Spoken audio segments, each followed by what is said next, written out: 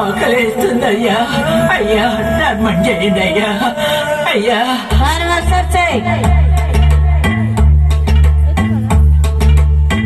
ఒక్క పూట అన్నం కోసం ఎదురు చూడడం, జానడంతా ఊపిరి కోసం చేయి చాచడం, కడుపు గాలి గాలి బూడిదవుతున్నా మనిషి అన్నం.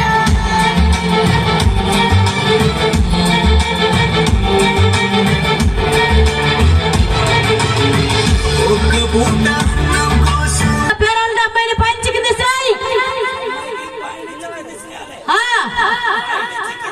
పైనుంచి కింద అందరి పేరు చిన్నలు కానీ పెద్దలు కానీ మధ్యలో రావద్దు.